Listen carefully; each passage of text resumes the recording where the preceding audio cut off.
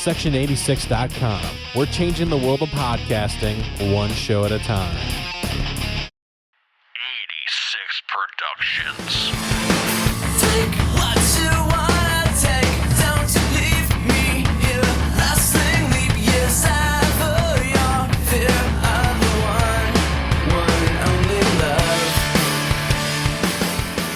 Hello and welcome to Off the Mark's 12th annual Wrestlemania pre-show. You're in for a real treat tonight as we have Doug Hunt, Aaron Hughes, and Roger Cave to join Andrew Hughes as we discuss our predictions on who's going to win and why. So let's talk about TakeOver first. We got Pete Dunne taking on Kushida. Roger, what do you think? This is going to be a good technical match. I think it should open night one. It's a good one to kind of get the crowd hot and things like that. Good match. I anticipate Pete Dunne winning after his loss to Balor. Kind of needs a good big win to kind of get back on the scoreboard. So I'm going to go Pete Dunne here. But I'm going to enjoy this match for sure. I'm also going to go Pete Dunne. I don't understand why they're feuding, but you just had Kushida lose to Devlin straight up. And although I think he deserves to win more, Pete Dunne's going to take this one. Yep, and I'm in agreement there. Andy, are we sweeping it? Yeah, we're going to have to sweep it. And again, I'm confused by this feud as well. So let's talk about Walter taking on Tommaso Ciampa.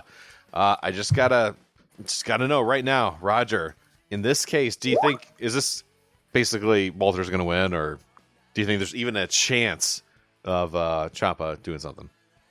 I would bet the house that Walter retains. So I think it's a foregone conclusion. Tommaso Ciampa as NXT UK champion would be something else. But I think the match is going to be really good. Like, these two could put on a match of the night. Walter will win, but I'm going to enjoy every moment of this hard-hitting affair. So I will say I'm actually in a slightly disagreement. Walter is going to win. I wonder if this is a good opponent for Tommaso Ciampa. That's the thing. I think that he has a certain type, and so I'm a little afraid that Walter potentially could be the match may not live up to expectations. Like, I think this could be a little bit of a letdown, I guess is what I'm kind of getting out. Here's the thing. I think both people are fantastic performers. I like both of them, but sometimes it's like, you know what? I don't mind broccoli. Yeah, broccoli's good. I like chocolate, but putting them together, not necessarily the best thing. I'm not saying that they're broccoli and chocolate, but I kind of think that it might be a mismatch of styles. Styles make fights. And Doug, actually, I think you had a comment that you were thinking about this match. Well, I think that this is just one of those things, too, where we have not seen Walter for a long time. They need to give him a legit challenge. But I think this will be more of a, like, there's nobody betting on Tommaso Ciampa in this match. It's going to be Walter, and I think this is something that helps revitalize the UK Championship title and also remind you how dominant Walter is. Yeah, and of course, I think we have to sweep this. Walter's going to win this match. This is another weird one, but hey, we're getting some. Well, hopefully we'll get a decent show out of that one. Next, we have MSK taking on Grizzly Young Veterans, taking on, I'm going to mess up, Legado de Fantasma. Who wants Fantasma. to? Thank you. But yeah, that's what we got going on. So, Doug, who do you have picked for this one? I've got MSK to win, and that's about all I'm going to say. Yeah, I think with the Dusty Rhodes Classic, this is a good chance for them to win. It's unfortunate that they weren't able to win it from somebody. It is kind of unfortunate when you have a vacant winner, but I think that this could be a pretty good match. MSK won the Dusty Cup. They beat the Grizzly Young Veterans. Phantasma is in here to take the pin. MSK wins. Yeah, and I'll go ahead and sweep that as well. So next we have Io taking on Raquel Gonzalez, and this one I'm actually looking forward to. But I think in this case, I think they're going to give it to Raquel in this case, as much as I don't think she should get it. But I think that this time Io's had the title a little. I think she's had it long enough. I'm in agreement. I think that this is the time to take it off Io. If anything else, you do have, they say, the call-ups after WrestleMania. This could be a chance for Io to go to the main roster potentially. But Raquel Gonzalez also, she has been dominant, and so this is a way that you make a dominant heel champion. So I'm going to go with Raquel. So I agree with you guys in the sense that I think a call-up will happen after this match. However, considering the way that this story has been built, Raquel won at War Games. Raquel has dominated everyone in her path. I don't think she's been pinned since basically re-debuting TakeOver Portland. I think this is Io Shirai. She finally slays the monster. It's the main event of night one, so they're going to want to go out on a happy note. And then Raquel Gonzalez shows up on Monday Night Raw afterwards because she's got the size. She's legitimately tall. When we saw her in Dallas, I was staring eye to eye with her. She is the type that Vince will drool over because she's big and she's huge, and there's nothing else for her to do down at NXT. So I think she goes up, but I think Io Shirai continues her reign as champion. Who's taller? Just out of curiosity, her or Adam Cole? It's tough.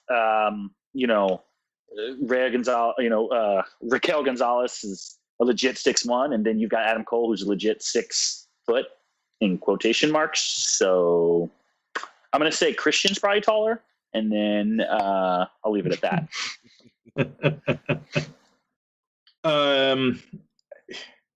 I'm torn. I would like to see Io Shirai win.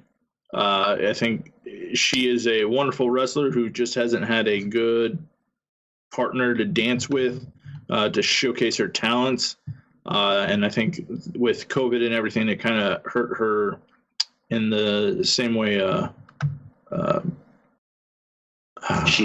Sheeta has been hurt with her defenses and everything like that. But I think this is the right time to change the champion and try to get some new blood, I guess, into the championship and hopefully get some good feuds and build the championship back up again. Amazingly enough, that's our first slight diversion there. Oh, I think now, speaking of, I would say, I think we're going to get one here, especially with Ruff, Scott, Reed, Grimes, Loomis, and Knight going into a gauntlet match, if I remember right. In this case, I'm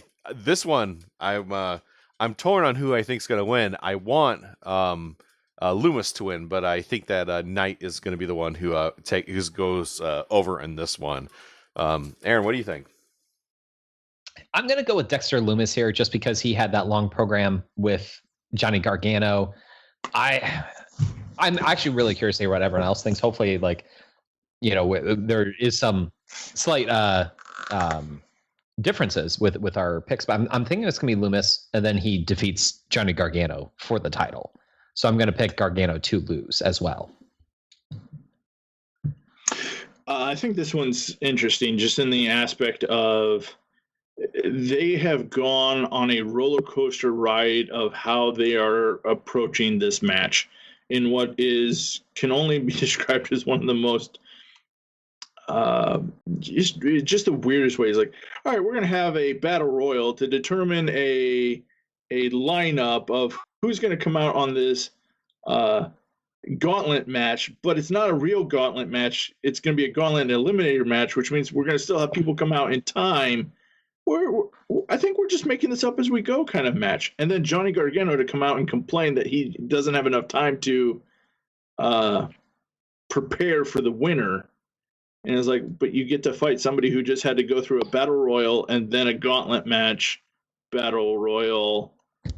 It seems a little weird to me, but I think this is a good time to showcase some of their other talent and everything like that. I think it's very hard to pick, but I'm going to go with a fan favorite kind of pick. I'm going to go with Cameron Grimes to win. And do you think that he'll win the title as well? No, I think Johnny's going to hold on to it somehow. Whether or not, I think that could be one of those screwy finishes where either something's going to happen where one of the other contestants is going to come out and, Grimes could win the match but not win the title. I'm still going to pick Johnny as the overall, though. I actually think this is pretty obvious. I think Loomis is winning, kind of just based on the program. Loomis has been feuding with The Way for a few months. He's already beaten Gargano in a tag match. He's choked out Austin Theory. It's time for them to logically have a North American Championship match. They booked Loomis very strong in the Battle Royal. He basically stood there and let everybody else kind of get eliminated before he jumped in and tossed out Bronson Reed. I actually think Loomis and Bronson Reed will be the final two. Then I think Loomis will go over him. But I think that fight will probably be what Johnny takes advantage of and ends up winning. And I could totally see a screwy finish. It wouldn't be surprising. But I see Gargano ultimately retaining on this day. I see that pretty clearly. And Andy, actually, for you, do you have Gargano winning? Or yeah. I think that Okay. this is just for Gargano to win. I mean, that's what I think it's going to boil down to. So Gargano, I think, will actually retain here, and then that'll be a storyline. So looking forward to that. Next, we have the Cruiserweights. Who is the real Cruiserweight champion, Aaron? I need to know. Who do you think it is? Well, you see, Jordan Devlin did not defend the title for 30 days, which, from what I've been told, is whether you have a singles title or even a tag title. And if it's in real life or in video games, I'm told that you forfeit that title if you do not successfully defend it within 30 days. That's what I've been told. So with that You had said, been told incorrect, just so we're clear. Santos Escobar is technically the champion, but I actually like the storyline. You know, obviously they've done this stuff many a times, but I like it. You know, and if you don't do it like every year, you do it like every few years. It's a very good storyline, and you can have a lot of fun with it. I think that Jordan Devlin and Santos Escobar, we had talked about it prior to recording, and Roger and I were in agreement. Like, we think that this is going to steal the show. Like, this has the capability of doing it, because these are two performers that need to go out there and put on a really good show. I actually think that Jordan Devlin is going to come out on top, even though like Santos could have obviously his henchmen there. But I think that this is a way of showcasing a new talent on NXT, because realistically, we haven't seen Devlin for over a year. And a lot of people might not, you know, if you're new to the show, you might not know who he is. And this is an opportunity to be like, look, he's a big deal, and here's why. Oh, and by the way, he's also your Cruiserweight champion. So I'm going to pick Devlin for that reason. I believe back in one of the UK pay-per-views, it was Devlin and Bate who had an unbelievable match, to the point that I think they got one of those like standing ovations from Regal and Hunter and the crowd. They just put on an absolute show stealer. So there's obviously a lot of investment in Jordan Devlin. I think he wins this match, and the addition of the ladder was smart because it helps to stand out. It's not just a unification match, and it's a callback to the old HBK versus Razor. You know, who's the real Intercontinental Champion? And obviously, you're not stripped of your title just because you don't defend it. As Brock Lesnar and Walter and Trish Stratus back in the day will tell you, you could go months without defending your title and you're still the champion, which is what Jordan Devlin's claim is. Santos Escobar has had a very good reign, but he's basically cleaned out the division. So it's time to move on. Jordan Devlin, there's a lot of possibilities. He can take that title over to UK when he wants to defend it. I think Devlin wins this, and I think this is potentially the match of the night. Even with his henchmen, who might be wiped out because of that triple threat, we may not even see them. Yeah, I in this case, I do believe that Devlin will definitely retain here. And yeah, I do agree. I think this might be match of the night. I'm going to sweep at everything with Jordan Devlin. I think he's going to win. I think there's been enough time that he has been missing that he can still claim to be champion, but come back and be perfectly fine for a new change of pace champ. All right. Yeah, so next we have Ember Moon and Shotzi taking on Candice LeRae and Indy Hartwell. You know, this one, you know, I want Candice LeRae and Indy Hartwell to win. But I do believe that Moon and Shotzi will retain here. I'm in agreement with that. How about you, Doug? Yep. And Roger, are we sweet? The match will be good. I think they will retain, and this is the match you put in between two of the main events. All right. And you're sweeping it, correct? Yeah. Correct. Okay. All right, so let's move on to WrestleMania 37, because there's absolutely no other good matches on, right? Just kidding. Adam Cole taking on Kyle O'Reilly. For this is something that it's pretty much we're saying that Undisputed Era is done, and that's at least how I feel. And I hope it goes out on something huge. I so hope they do something big here to blow off that feud. As much as I don't think Adam Cole needs it, as much as I think Kyle O'Reilly does, I do believe Adam Cole will he will beat Kyle O'Reilly here. Oh, you have Adam Cole. Interesting. And I mean, like this, I think is a toss-up too. I think that this, I could see it going either way. I am going to pick Kyle O'Reilly because I agree with you, Andy. I think that he needs it more, and I think having him win this match would be kind of validation. You could potentially, I don't know how long Bobby Fish is out for, but you could have him appear because he's somebody that hasn't been part of that. You could also have, Roderick Strong come out, and he could go either way. Potentially he could join with Cole, maybe he goes against Cole.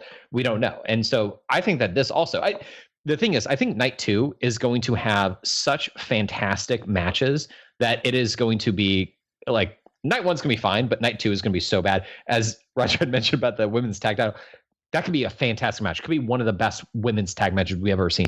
It is going to pale in comparison to these other matches that are on the card. This one in particular. Any other pay-per-view, it would be, definitely up there. But now it's kind of like, oh, this is the afterthought, and it's going to be a great match, like you just said. So, this is the match I'm having the most, I guess, expectations for the whole week. Actually, even for WrestleMania week, both of these guys can go, and both of them can put on a great performance. And I think we're going to see a lot of false finishes and close counts, and to a point where it's going to be, truly who's going to win. But I'm going to go to the auto shop and go with O'Reilly. O'Reilly. I echo all your thoughts when we were talking about the quality of the match. The one thing I will say is I believe they kind of telegraphed it based on the type of match. If you think about how unsanctioned matches work, every single time it's the same ultimate outcome, which is it doesn't count. So when the face wins, Adam Cole says, "You never beat me." Just like Ciampa said to Gargano, "You never beat me." Just like Omega said to Moxley, "You never beat me," because this match isn't on the record books. Now, we all know who won, and we all saw the match. But as far as the standing goes, that is absolutely something Adam Cole will come back and say down the line, "You've never beaten me," which means Kyle O'Reilly needs to win here logically because he already lost to Balor twice. Cole doesn't need it. He's a made man. He's one of the, if not the greatest NXT champion of all time. This is O'Reilly's night to shine. This is his chance to show that he belongs in the main event. And should he ever capture the NXT championship, you can absolutely have Adam Cole say, "You still never beaten me. I'm owed a title shot." Whereas if Cole wins, I think O'Reilly's done. But truth be told, I just don't see any future for him at that point. So I think this is O'Reilly, and it has to be convincing. It can't have undisputed shenanigans. This needs to be O'Reilly showing that he is simply the better man, and that Cole's only excuse is that it doesn't count. That's it. That's the way this needs to go. All right. Andy, do you want to change your pick now? No. I think at the end of the day, as much as I don't want to admit to it, I still think that Adam Cole will come out on top. And I'm not sure why. I think that he will be the one on top, but I think that it'll be some shenanigans. And I think I'm assuming that they have something long-term for Kyle O'Reilly, but we'll see. Next we have good old Karrion Kross, or Killer Kross, depending on what you remember him by, and taking on Finn Balor. I'm just going to say it here. I do not see a title change. I still think that, I think in this case, Finn he'll definitely retain here. This has got to be one of the most lopsided matches that there is on this whole card and everything like this. This is Karrion Kross all the way. This is going to be domination. This is going to be him coming out and reclaiming and making sure everybody understands he is the champ. He is the final boss of NXT. Nobody is going to make it up to the main, or quote unquote, the main roster unless you go through him, and you're not going to do that. This is Karrion Kross. The one thing I would say I could see here is Finn Balor winning and then them calling Kross up to the main roster. That's something I could see, but I think that Kross has some more potential down in NXT. So I'm picking Kross as well because of that. I agree with Aaron's first point. And it's actually what I think is going to happen, because I don't think Kross has much more potential in NXT. He's done. We know what he is. Their character is built. He is Vince ready, quote unquote, for the next level. I've said this before. He's got a hot blonde. He's got a good look. He can be built as a monster. He fills a character void that they don't have. And to me, there's more for Finn Balor to do. Namely, we last year were getting teased between Finn Balor and Walter. I still think we're going to have that match. I think that match means more if you have the United Kingdom champion who is dominant for 700 days versus one of the more dominant NXT champions who's already taken down a monster in Karrion Kross. So I think Finn Balor wins. I think Kross shows up on Raw the next night. I think it'll be a great match. But to me, this doesn't make sense for Kross to win. He at some point he has to lose. I don't see any other superstar baby faces who are ready to take that kind of next level jump and beat Kross. So it needs to be, a heel who needs to be elevated over. And I don't think Kross needs to win here. He's already been the champ. He's already beaten Keith Lee. He's already the big bad. It's time to go where the big boys play, quote unquote. But could you see a possibility of Karrion Kross winning the title, only lose it to the most popular title holder ever in vacant? Again? Like he wins it and says, you know what? Done it twice. Don't need this anymore. And then goes to the main roster? If this were booked by the SmackDown or Raw writers, absolutely. But Hunter has always shown a more value to his championships. The only time I've ever seen that was Asuka, and that was simply because she was both hurt and she's been champion, I believe, for a year and a half at that point. Like, it was time to go. But if you are trying to say, hey, like, Finn Balor is not going back to the Raw and SmackDown. I think they already tried that. It didn't work, which means he's staying down here. You want to establish him as the boss of NXT. I am the guy that if you believe you're at the next roster, you go through me. I don't believe that's Kross. I believe that's Balor. He needs to win here.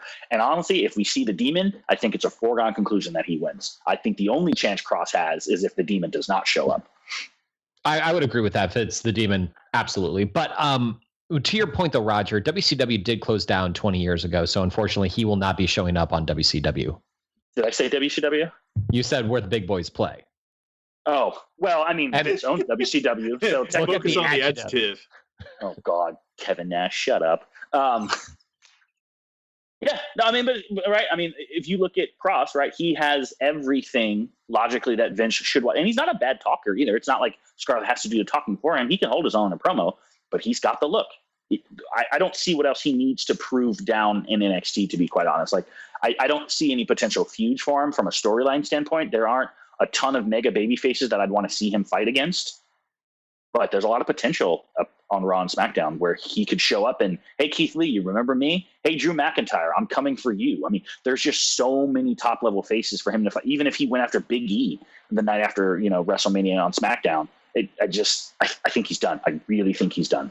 All right. So now we're really going to move on to WrestleMania 37. So let's talk about Cesaro taking on Seth Rollins. Aaron, who do you have in this one?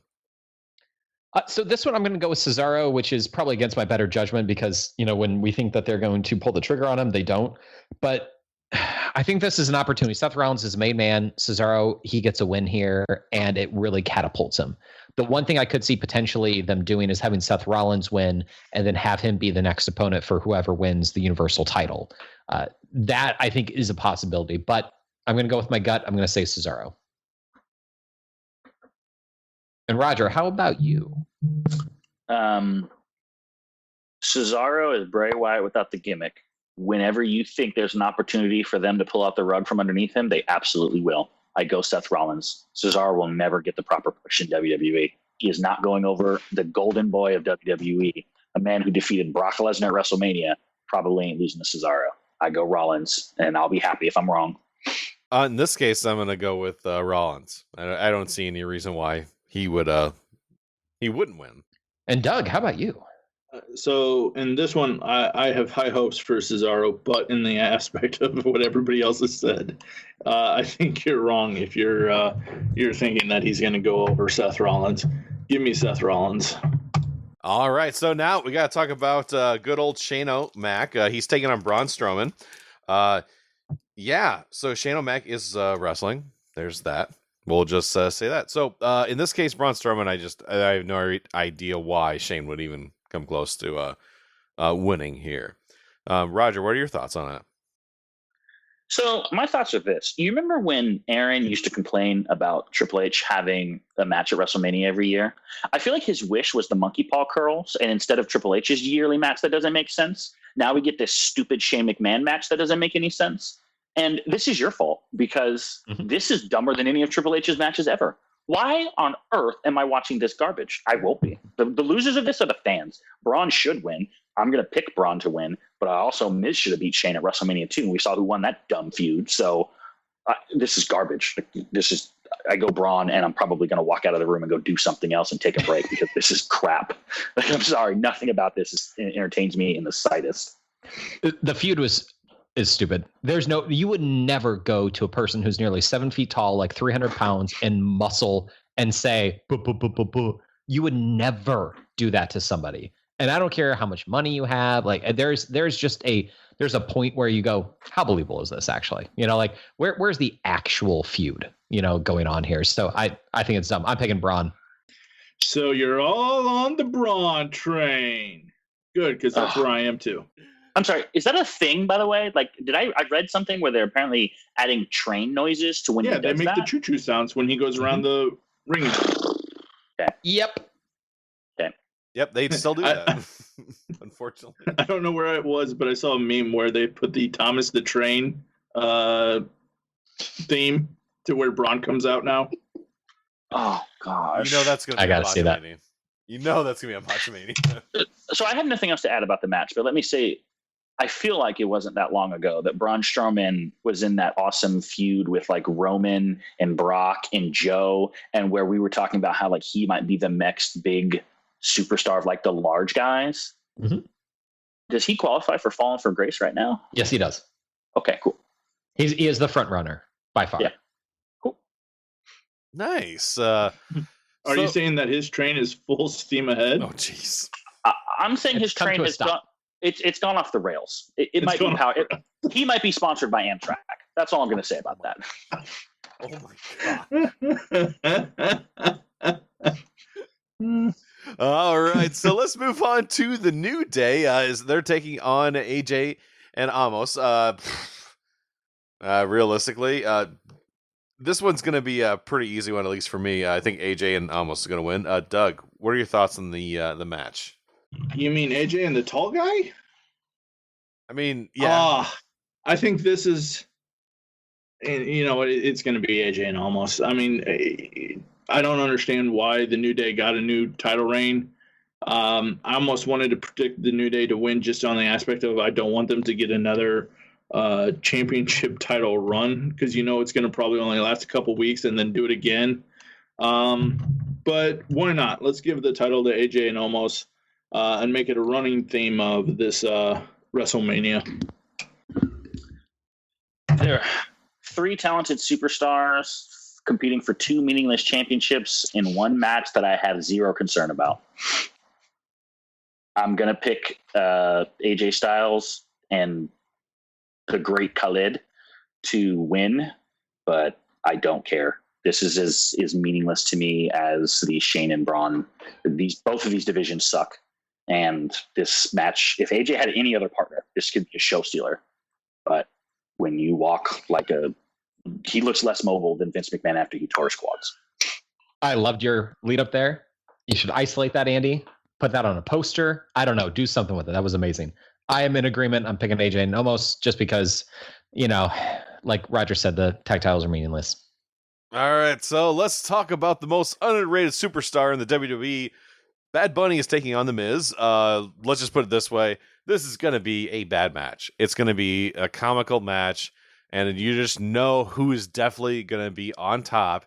He will even eat the pin just because he's that much of a team player, and I'm going to go with Bad Bunny. So I think we're sweeping this. Is that safe to say? Yeah, let's not talk about this crap. I'd like to defer the rest of my time to Andy so he can talk about this further. First off, The Miz becomes WWE champion because they need someone. They needed someone to help them out in this needy time of this pandemic. And of course, they asked Miz, can you be champion for like 2 weeks? And he's like, you know what? I can do that. That's why he's underrated. They tell him to do that, and he does that. That's why that makes him underrated. Yes, because they tell him he's a company man. They're like, we're gonna have you do this. You're gonna put out a great match, not a 5-star, but like a 3 1/4. All right, a 3-star. All right, 2.5 star. Let's leave it at that. Let's go 2. But yeah, so I mean, realistically, that's what's gonna happen. But yeah, Yeah, that's happened. All right. Anyways, let's move on from that. So Sasha Banks is going to take on Bianca Belair. I am super pumped about this. And I have a feeling that Banks will retain here, but I will pick Bianca because I would love to see her actually be a women's champion, especially after winning the Royal Rumble. So Aaron, what are your thoughts on this? I'm going to pick Sasha Banks. And I think partly because the feud itself, I've been really down on. I don't think that it's been a good feud. And I think, sometimes face versus face, it cannot, or not that it cannot, but a lot of times it's not that good. And I think that this is an opportunity. Sasha Banks, she retains, and maybe she turns heel when she does. And then they have another match, at a later pay-per-view. I hate to say it, but I'm going to pick Sasha Banks. Why would you hate to say that? I mean, I think this is a good opportunity for Sasha, but I'm predicting Bianca. She's going to win. Bianca's going to win. This has been, I want to say, almost too laid out perfectly for her. But it's... this to me is going to be the match that I think disappoints me the most, just due to the fact that I have such high expectations for it. I think this is the possible best match of the Wrestlemania weekend. I want to see a show like Sasha versus Bayley in Brooklyn, and I think it has that potential to beat that kind of caliber match. So that's why I think anything short of that is going to be disappointing, and that's why I say that. But it's going to be Bianca's win, and she's going to take over and just lead the new women's revolution. If I had faith that this match would get the time that it deserves and rightfully needs, considering this is a Rumble winner, this is one of the 4 horsewomen, these are 2 excellent wrestlers, I would say this could be the low-key show stealer of the weekend. But when I'm seeing things like Sasha Banks had 1 minute of time on SmackDown, and the feud, I believe, is over a sommelier. I mean, that was Carmella's. Yeah, I mean, that's so bad that it's borderline insulting, to be quite honest. Like, that's the type of feud that I'm fine with Carmella and Lacey Evans having, because neither one of them are great in the ring. Why isn't this feud about Sasha Banks being the present and Bianca being the future? Where is Bayley? Bayley should be whispering in Bianca's ear, talking about how you can't trust Sasha. She'll stab you in the back. She stabbed everyone in the back. You need to do exactly whatever it takes to put her down, and let these two really be fighting over who is the better woman for the championship, not Reginald or whatever garbage they decided to add to this feud. I feel very mumuch similar to how I felt going into the main event at 35. I'm excited for the match, but the feud has sucked. The lead-in has been disappointing and terrible. This reminds me a lot of Charlotte Rhea, where I don't think it's Bianca's time yet. I think Sasha's going to win. I don't know that she's ever won at WrestleMania. Like, I'm trying to think off the top of my head. I think Banks is winless at WrestleMania. So I think this is the time for her to win. Bianca's got a long career ahead of her. She'll win in the future. She might even win at the following pay-per-view. But I think this is, boss time. And she might do it by turning heel. I'd have no problem with that. But, boy, we could have gotten here in a much better way. Mm-hmm. All right, so let's talk about the main event of the night. We're going to have Bobby Lashley, formerly of the Hurt Business, taking on Drew McIntyre for the WWE title. To me, I actually believe that this has changed because at one point I had Drew all the way.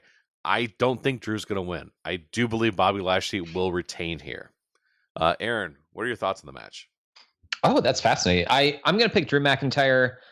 It just feels like they wanted him to win in front of a crowd. That's the way that it feels.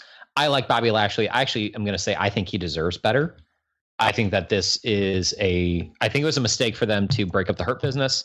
I think it was a mistake for him and Drew to be announced on Twitter. I think that you could have had a much better build up to this, because I think that these are 2 powerhouses that you want to have that big man match. This is a big man match. And I think that it could be a good big man match, not a great match, but a good big man match. But I'm going to pick Drew McIntyre. You don't think they're going to reform the Hurt Business right afterwards? Come on. I do believe that's what they'll end up doing. That's why I think Lashley will retain. I think that's the only reason why, because I think that someone's going to come in. It was a ploy. I think Vince was like, yeah, we're done with it. But then I think people were like, hey, this is actually really good. And then he's probably like, oh yeah. Yeah. But I think either way, I still think Bobby Lashley will win. But yeah, the whole thing with Drew winning in front of a crowd, I still think that some way, somehow they're going to Lashley will still retain here. But Doug, what are your thoughts? I was actually kind of surprised you went with Bobby Lashley just due to the fact that I wanted to bring that up, and the fact that I'm picking Drew McIntyre to win, but I could see this being the time that WWE goes, nope, it's too obvious. We're going to do the old switcheroo, and we're going to let Bobby win this match, and everybody will not see it coming. It'll be a big surprise and everything like that. So I see the possibility of Bobby Lashley walking out. I'm rooting for Bobby Lashley to win, but I think that it'll be Drew all the way. Yeah. But look, I won't ever discount the possibility of the stupidity when it comes to WWE and wanting to pull one over on the fans. Oh, haha, you saw this coming a mile away. We switched it on you. But to me, everything about this screams transitional champion. Lashley was not built up as a force. You know, we talked about this much more in depth last time. He won on Raw over a cowardly champion as opposed to being the man who ended McIntyre's reign. I think they already fought once before in a kind of a throwaway title match. This feels like a throwaway title match part 2. I think McIntyre wins. I would have never broke up the Hurt Business. That was the best thing they had going on Raw. It gave 2 guys who were doing nothing purpose. It made Lashley look even better by having stablemates. MVP had purpose. Everything just seems to be trending in the wrong way for Lashley. I'm going McIntyre. I probably will be disappointed about this. And to Aaron's point, this is to make up for last year. This is to get McIntyre his big win in front of fans that we were denied because of COVID. I'm not going to say I'm going to bet the house, but I'll be shocked if Lashley wins this match. Very interesting, because I think that I'm going to say this now, and I really hope that I am right. I think we're going to get a Stone Cold moment on Saturday night. I'll just say that. So, like a Stone Cold Steve Austin moment, or a Stone Cold type moment? I think a type moment. I just think that now they're gonna pull it. I think it's gonna be the biggest swerve that we never saw coming. So, but making a long story short, what I think is going to happen is I think Bobby will retain, and I think what will happen is the Hurt Business will come out and beat up Drew McIntyre, and the crowd's going to go nuts because they get reformed. And then MVP's going to cut a Stone Cold style promo, and then WrestleMania Night 1 will end. And I think people will be shocked. So, but that's what I hope will happen. We'll see what happens. But anyways, Night 2, we have Riddle taking on Sheamus for the U.S. title. I mean, this is, to me, it's something. But Matt Riddle will retain here. I don't see why he won't. So, Doug, Sheamus, does he stand a chance here? Riddle me this. Nope, that's all I'm going to say. Just riddle me this. It's Riddle. All right. I'm going to sweep, but I assume, Roger, you as well? It's something. I'll go Riddle. All right, so next we have KO taking on Sami Zayn. I mean, like, realistically, these guys can go, but I don't even know how many times they've gone at this point. It's just kind of old, but it'll be entertaining. I'll look forward to see what the outcome will end up being. So in this case, I'm going to pick Kevin Owens. Roger, what are your thoughts on the match? I'm actually excited. I've not seen this match with this dynamic. It's almost always been Kevin Owens stabbing Sami Zayn in the back.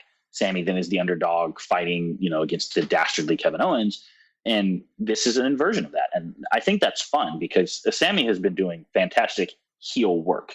I mean, the gif I've seen of him dancing to whatever that was on SmackDown was hysterical. I love his whole, I am the Intercontinental Champion, his conspiracy theory, his documentary. Like, he was given chicken poop and he's turning it into chicken salad, to say it, in a PG way. And I'm glad that he got a WrestleMania match. Having said that, look, one of them has been the Intercontinental Champion one time.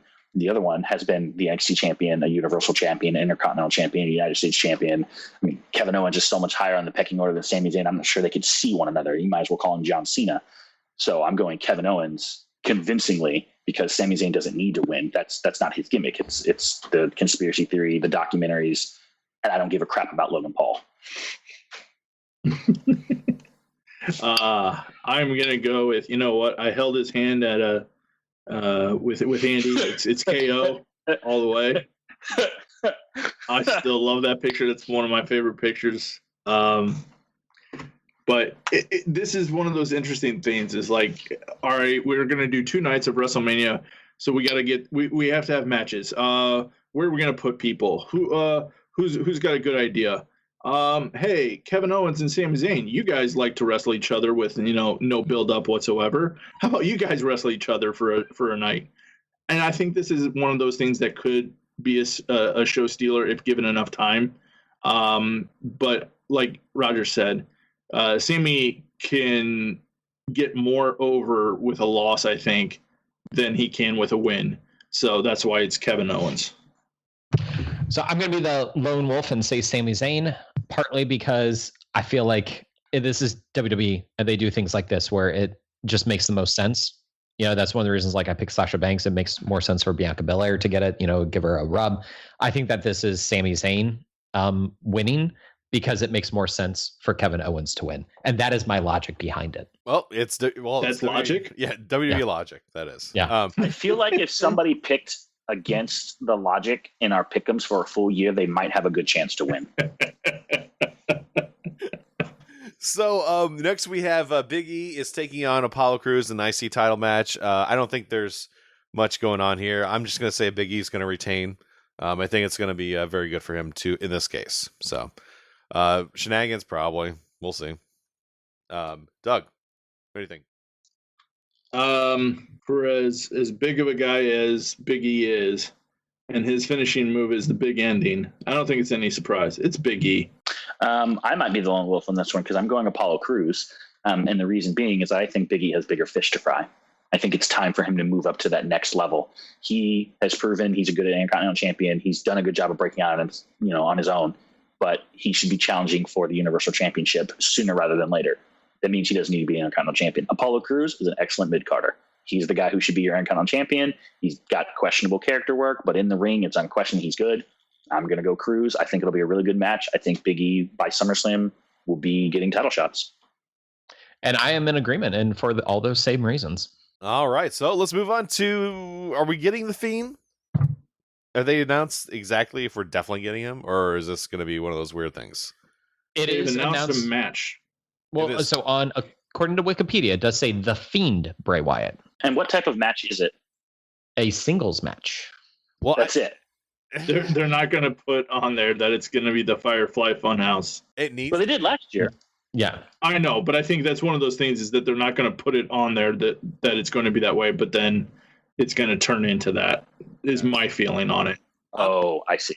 I'll just say here, I think the Fiend has to retain at this point. There's no reason for Randy Orton to go over. I mean, he is a made wrestler at this point. Let the Fiend actually win on pay-per-view for a change. So I'm just going to go with the Fiend in this case. AP, what do you got? Yeah, I'm going with the Fiend as well. He, just like with anything else, he has to get a win. And there are points in time where you just look at it and you go, why are they not giving you wins? And he needs it right here. This has got to be the Fiend. For all those purposes too. It's Randy Orton doesn't need the win. He didn't need the win, the other times that he did win. I think that this is going to be one of the more true WWE entertainment matches of the weekend, where we're all going to be talking about this because some weird kooky stuff happened, and can you believe they actually did that? That just is that. Did we really just see that? Kind of like what we were talking. I think they're going to make it a running Fiend for WrestleMania weekends, that these kind of matches happen.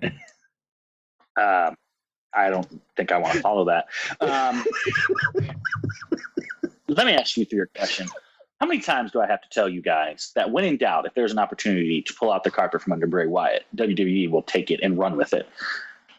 We have seen this over the course of his career so many times that I don't even know that I could remember.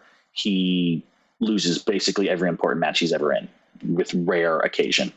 Having said that, I don't even see a logical way Orton wins this match. Like, there's no logical reason why Randy, the guy who essentially murdered him in the TLC or Inferno or whatever match they had in last year, should win this match.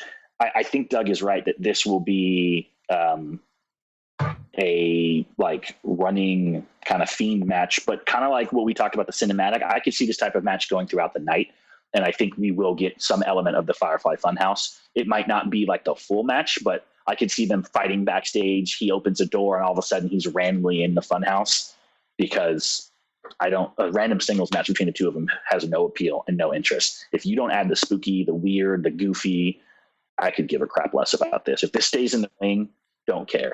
This needs to be House of Horrors, to be quite honest. All right, so let's move on to the Raw Women's Championship. We have Asuka taking on Rhea Ripley. Roger, in this case, does Rhea win? In this, does Asuka actually put her over? Rhea Ripley challenging for a WrestleMania spot makes absolutely no sense to me. Like, I like Rhea. I think she's very talented. I'm not sure what she did to deserve this spot, other than come out and saying, I want you to WrestleMania, which, congrats, I'm sure every woman wants the WrestleMania spot. But isn't that why you have to win the Rumble? That is your... She just walked down and pointed and basically got the shot. So I have a problem with that aspect of it. Now, had she been the NXT champion, and she shows up and, okay, well, you've been dominant, I understand it. But Rhea needs to win at this point. Like, look, Asuka's a made woman, even though she loses seemingly every important match to Charlotte and always, is second fiddle to the horsewomen. If you have Ripley lose again, she starts to kind of look like a choker. Like, you look like you were a big fish in a small pond, but then you come to the main roster and you're not good enough to hang with the big girls. So I've got Ripley winning, and yeah, Asuka's going to lose at WrestleMania again. What's new? I think actually, now that I look back at it, I almost want to change my Apollo Creed Big E match, just due to the fact that I don't think anybody retains their title at WrestleMania this year. All out. Everybody switch. Everybody should switch. So go ahead and switch me to Apollo, because so far I think that is it. That is the only person I have is Big E retaining. But no, you have Riddle retaining too, don't you? Oh, Riddle's the only one that retains. Never mind. Never mind. I'll keep Big E then. We'll do those two as the retaining champions. But Rhea Ripley's going to win this, and I think it's going to set up the Charlotte Flair and her at SummerSlam kind of a rematch, where I think Rhea should in all rights retain against Charlotte to get her win back over her for the NXT championship that Charlotte took from her last year. So I'm in agreement with you guys. I'm picking Rhea. And this is hilarious because when you think about it, Bianca technically was built up because she won the Royal Rumble. So it makes sense for Bianca, who's been there for a little while and has wins over Bayley, and few random other people. So she should be able to win convincingly. And funny enough, the way that they've done this with Rhea, it just seems like the reverse. Rhea just kind of comes out there randomly on Raw. Obviously, they built her up slightly, like with some packages. Her second Raw debut. Yeah, right. Like, it's just like, okay, well, we're gonna have her come out, and now she's gonna be she's challenging for the title just because. And I think it's gonna be dumb. I actually think that it is not I think it's a hindrance for her to win. I think that it's actually a bad thing for Rhea to win this. So I'm gonna pick Rhea to win this. All right, so let's Rhea's winning. If I didn't say that, yes, she is definitely winning. All right, so yeah, let's first thank our sponsor before we go into the main event of WrestleMania 37. HostGator, are you a blogger or podcaster? You're just not happy with your web host? You need to check out HostGator.com. You're going to find web hosting made easy and affordable. HostGator offers unlimited space, unlimited bandwidth, one-click script solves are freezable, and hands on the best control panel out there. Stop by today and try it free now and see how easy it's. And if you use special coupon code WrestleMania, you'll save 25% off your web hosting packages. So what do you got to lose? Check out HostGator.com and take a bite out of your web hosting costs. All right, so let's talk about WrestleMania 37 main event. We are going to have Roman Reigns taking on Edge, taking on Daniel Bryan for the Universal title. I'm curious. In this case, I will say I do believe Daniel Bryan will win here. I do believe he'll pin Roman Reigns in this case. And I'm gonna go just right there. So. Aaron, what are your thoughts on the match? I actually think this might be one of the tougher ones to call. I'm going to pick Roman Reigns, and I'm only going to pick him just because, even though he can be very protected in this because it's a triple threat, so it's very easy for Edge or for Daniel Bryan to get a win here by pinning the other one, and then Roman Reigns has an argument of why he should get a match.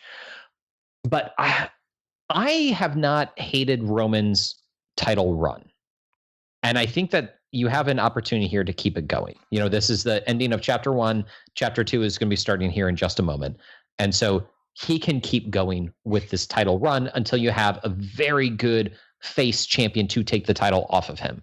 So that is why I'm picking Roman. But at the same time, all three of these guys could win. And I think that's a very good thing. When you had the triple threat at WrestleMania 30, Daniel Bryan was winning it. We knew that. Even before Daniel Bryan was technically officially in that match, we knew Daniel Bryan was winning. WrestleMania 20, I didn't know Chris Benoit was going to win that. I thought that, or Stevie Richards, I thought that Triple H was going to win. And I mean, they did a fantastic job at the very end there, selling it, that emotion. It was great. That was one of my favorite WrestleMania main events, all things considered. I think for this, though, it is one of those where all three guys could win convincingly. With that said, like I said, I'm picking Roman Reigns. I think Roman Reigns is the safe bet to pick. But as everybody knows, I'm not a safe bettor. Give me Edge due to the fact that this is happening on the same day that he won his title the last time he won the Royal Rumble. This is all happening. It's all faded. And Daniel Bryan has been put into this match to eat the pin. I love the fact that the three of us have all picked different people. So, Roger, you get to be the person who decides who Off the Mark is officially picking as the winner of the main event of WrestleMania 37. As is appropriate for the reigning Pick'ems champion. Doug, fun fact, the year Edge won the Royal Rumble, he did not win at WrestleMania. I thought this was the anniversary of him. I know it is the same day that he won the title. I guess I was off on the year. I believe this is the 10-year anniversary of him successfully retaining the championship at WrestleMania, which would end up being his last match over Alberto Del Rio. So I think that is the 10-year anniversary you're referencing. He actually, the year he won it, he lost to Jericho at Mania. I often have dumped on WWE for doing a horrible job, including tonight in this show, of building their title matches or building the important matches because it usually sucks. I've often hated the way they've gotten there or the people involved have been terrible. I have nothing bad to say about this match. All three of these men I believe have a reasonable and logical chance to win this match. I am excited for it. It is maybe the only match that I am truly pumped for because every false finish is going to get me. I could see Roman winning. I could see Edge winning. I could see Bryan winning. All of them have a logical case. I'm going Daniel Bryan.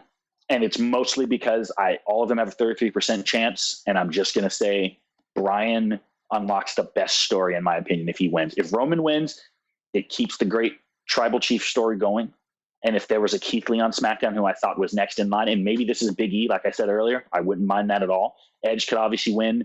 I think the story is better if Daniel Bryan does what Edge couldn't. I think it just makes it more interesting if you have an angry Roman Reigns with Paul Heyman talking about how he never lost his championship. He should still be the rightful champion. How you have Edge going, how dare you steal my spotlight? I came back after being retired for 9 years. I won the Rumble from one, which you've never been able to do, and yet you somehow get inserted into my match and win my championship. That's a better storyline. It also lets Daniel Bryan ideally close out his career with the WrestleMania main event victory with a championship he shouldn't have to vacate. You also have excellent rematches against Roman. He's never beaten Reigns. I think he's lost twice to him basically in the February pay-per-view. So now that title match, you would believe Roman should be the logical favorite. And then of course you get Bryan Edge at some point. I'm going Daniel Bryan. I'm not saying with confidence. I'm saying it because I want Daniel Bryan to be the winner, and I think they're all even. I want to talk a little bit more about what I think the shenanigans are going to happen, how Daniel Bryan is going to win, how I think they should do it. I do believe that some way, somehow, the Usos will get involved, but I think something will happen where Edge will get in the way and have to take a hit from either the Usos or from someone else, and then Daniel Bryan steals the pin from Roman Reigns. Because I think that's the only way you can do that. But I do see a big beatdown right afterwards by the Usos and Roman Reigns. I could see Edge essentially cleaning out the Usos. So, like, he's got Roman beaten. The Usos hit the ring. He hits the double spear, drills them. Bryan comes in and grabs Edge. So Edge really feels like he got it stolen. Or, like, even if he speared Roman and right as he's about to pin him, you have Bryan jump on top and hit the yes lock. Like, I think it's going to be in a way that makes, protects Roman. It makes Edge look very strong, and it's going to basically be an inversion of his ultimate opportunities. Brian is going to do to him what he has done to people over his career the entire time and take advantage of the situation and quote unquote steal the championship. And I think that's a good story. All right. So, the one thing that this is going to be the first, I think this might be the first wrestling event where they're going to have a lot of people at. I mean, they've had some where they've had, hundreds, maybe even 1,000, but realistically, this is going to be the first. I mean, 30,000 people on each night is a big deal for, what Roger, is the stadium is 100,000 that can hold? I believe Raymond James is like one of those 80 to 90,000 stadiums. Okay. So it's pretty close to 100,000. It has the pirate ship, so obviously some of the space is limited. Oh, we forgot to talk about KO saying he's going to use that. He's said that multiple times. Mm-hmm. So that'll be fun. Yeah. He's going to shoot Sammy out of a cannon. I'd watch that. Gosh, he's just going to shoot Sammy with the cannon. Now, I'd watch that too. Andy, let's start with you. What are your expectations for this year's Wrestlemania? We typically talk about it. We rate it out of 10. I don't remember. I'll have to go back to see what we thought about last year because we had very low expectations given everything that had happened. This year is going to be different. It's kind of a do-over. So, Andy, expectations for this year's WrestleMania? I'll start with TakeOver right off the bat. I think TakeOver. I'm expecting a minimum of 7, and I'm being generous because I know that it's going to hit a 10, but I just want to be right at 7, so I know it's going to be good. WrestleMania, I think I'm looking forward to the opening. They said that there's going to be something very, very special for the opening of night 1 on Saturday. So I'm actually looking forward to that. Because of that, I'm hoping for a 5 at least for that night, and then 6 the second night. But yeah, that's how I'm looking. I'm hoping that we eventually get to 10, but I still think the only one that ever hit 10 was the Heist of the Century, but in my personal opinion. But hey, Roger, what are your expectations for this year's WrestleMania? So I'm going to start with you with TakeOver. Very high. I'd probably put it in 8. I think we're going to get some unbelievably outstanding matches.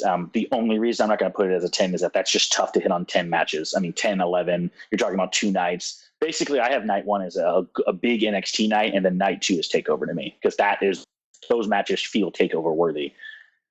WrestleMania, boy, I have very, very, very low expectations. Like I think it was 33 or 34 where we talked about we're in the 2 to 3 range. I'm in the 2 to 3 range. This is a weak card to me. This has been very poorly built up, with the exception of the last match of the night, which I think will be the match of the night. That is the best story. That's got the best competitors.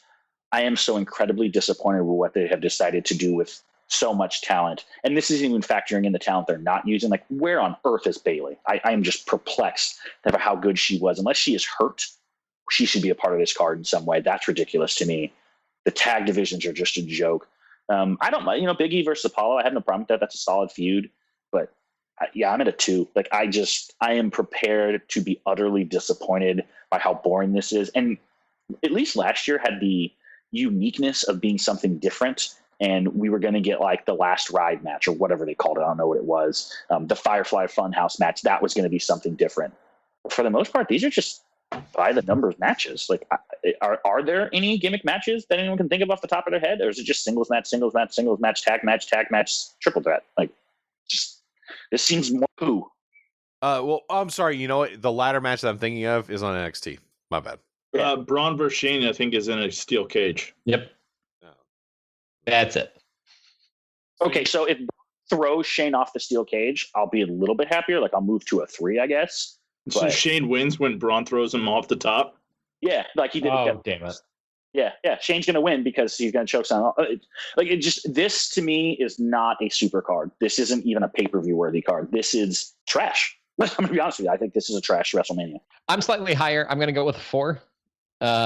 Actually, Andy, I'm going to agree with you. I'm going to go like a 4 and then a 5. I think the first night is going to be first night is probably going to be a 3. So, second night though, I think has the capability because, as you know, we've talked about many times. Andy, you mentioned the Heist of the Century.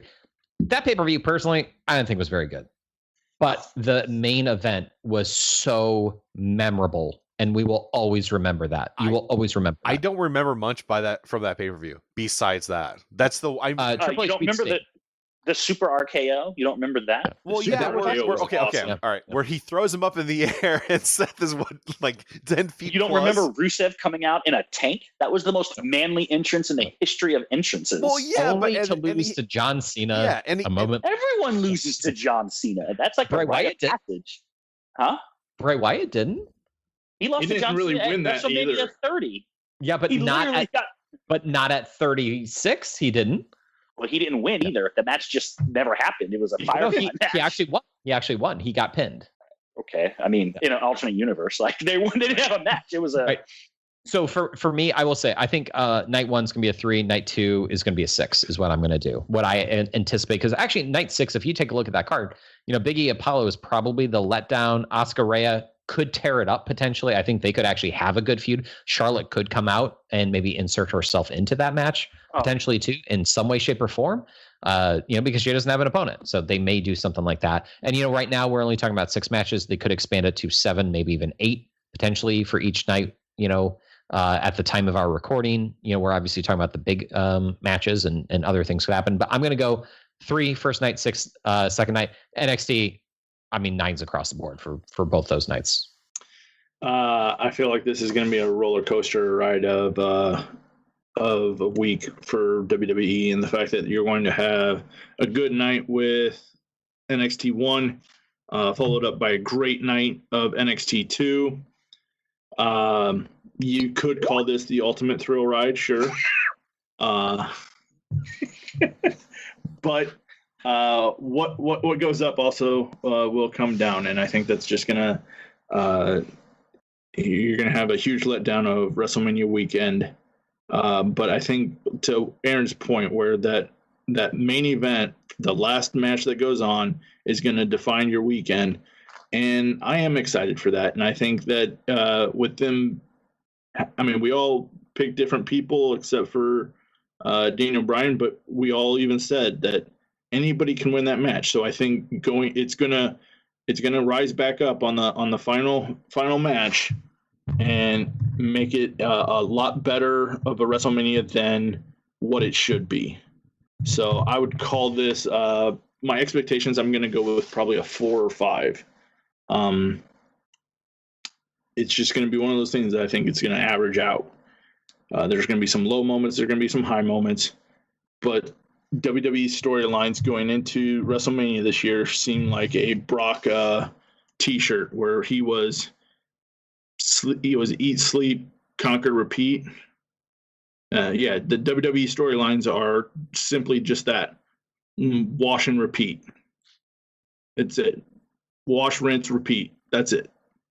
That's all these storylines have been. There hasn't been any real new storylines. They're going to swerve just to swerve for swerve case.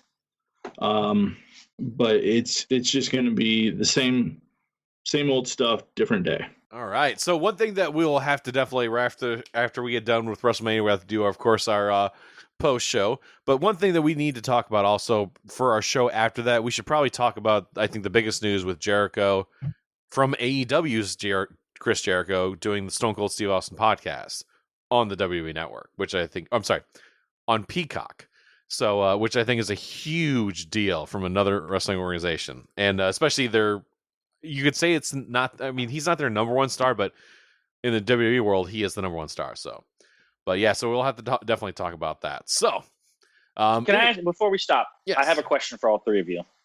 Would you be more excited if Miz still had Money in the Bank? Because personally, I think the triple threat would be even more intriguing if you had the potential of a Bryan victory and then a Miz cash in. Based on their history, that would be one hell of a main event where Bryan both has to win the triple threat and then fight off a fresh Miz. That could be a heist of the century type awesome moment where Miz tries to copy Rollins and then Bryan beats him again and the crowd goes absolutely insane. You could say the same for Edge, though. Edge could have won the title and then Miz taking the new ultimate opportunist moment, and or Miz cashing in on Roman would have been a big moment. Like he's the one who stops Roman's tribal chief reign. That would have been fun to see. But it could have been all three. But no, he gets to face Bad Bunny. He is the most happy Easter, superstar. everybody. Is it for the powers? Is it like the prequel to Space Jam? So like if he beats Bugs, Do they like get the powers of Morrison and all of them, or how are we doing this? The rapping career. Is he a rapper? I don't know. Is he? I don't know. I've never heard of him until he came here. I don't know if he's a rapper. I thought he was a Latin singer. That's what I thought it was more of like a, not like rapping, more of a like R&B. If that makes sense. I mean, if he were rap, he would be Little Bad Bunny based on current trends. All right, so that's all the time we have for this special. You can follow us on You can follow Off the Mark on Twitter, of course. But anyways, we will have our post show posted shortly after WrestleMania is out there. So we can't wait for you guys to come and listen to that. So that's all the time we have for this special. If you're into the Twitter and you follow the show at Off the Mark 86, I want to thank 86 Productions for hosting and ending the podcast. And I want to thank all our listeners for taking the time to download and listen to the show. And for Doug Hahn, Roger Cave, and Aaron Hughes, I am Andrew Hughes. And until next time, we'll see you in the ring.